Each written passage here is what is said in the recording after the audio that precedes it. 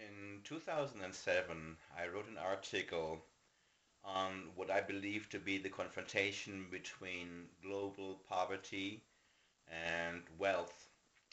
And I said that even though this confrontation, this global confrontation, seemed to be taking place along the lines of ideological, political, and religious disagreement, in truth it was a confrontation, it was a disagreement that took place between wealth and poverty. And I said that right now what is happening is that poor people are becoming poorer and poorer. They are becoming more and more despaired.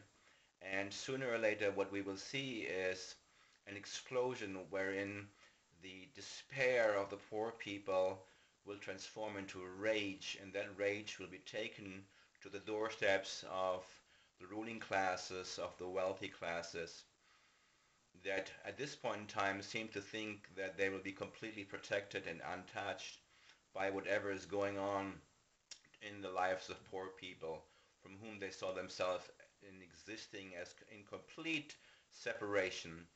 And I said this separation is illusory. Sooner or later, this revolution that has taken place in France 200 years ago, where the people's despair exploded into rage and cost the lives of the king and queen, that's going to happen here too. And I said that what is important right now is that rich people should get together at a round table and discuss how can we alleviate the suffering of the poor people. It would be the compassionate thing to do, and if not compassionate, it would be the smart thing to do. It would be the self-preserving thing to do, because it would prevent poor people from coming to your houses and burn them down. And this anger and rage exploding, at the time being, it didn't seem like a reality 4 years ago. But now, with the developments in all the Arab states, it seems, well, yes, it seems to be the logical conclusion to the process that we have seen for years and years. But I also said that this process not only would take place in third world countries, it would also take place in the US, in Europe. And today we had 500,000 people marching in England, protesting against the decisions of the ruling class.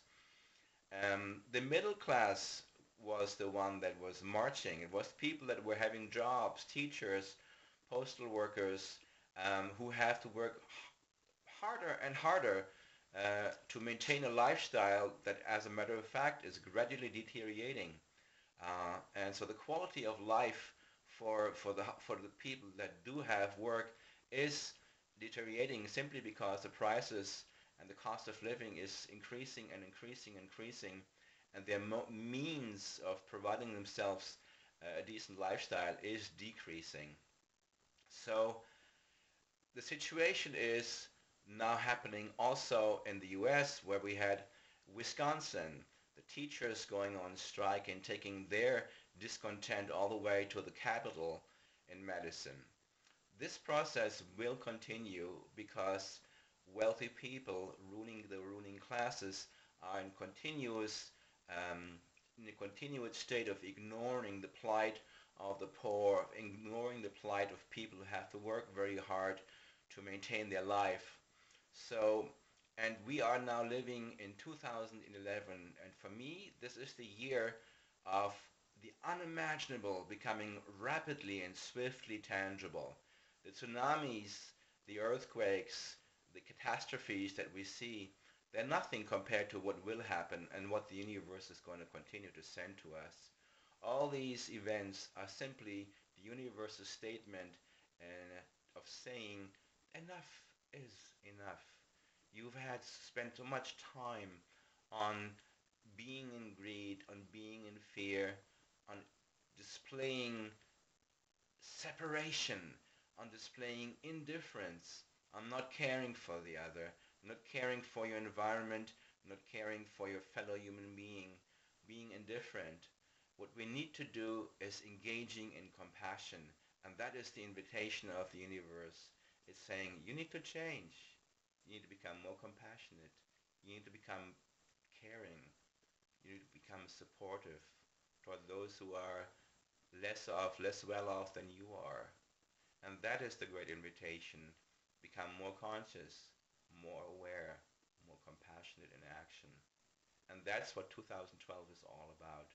2012 is all about waking up, and 2012 is all about the destruction of a structure that is based on separation, on fear, on greed, on indifference. That's what's going to be destroyed. And the new thing that will come out of that is a more conscious approach to life, a life where we care for the other people, where we extend compassion and concern for all living beings. And that is what 2012 is all about.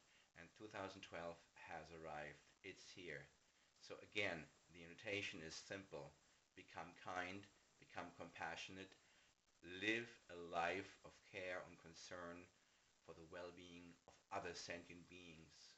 That is 2012, and 2012 it is here. This is Andreas Mamet from Paris.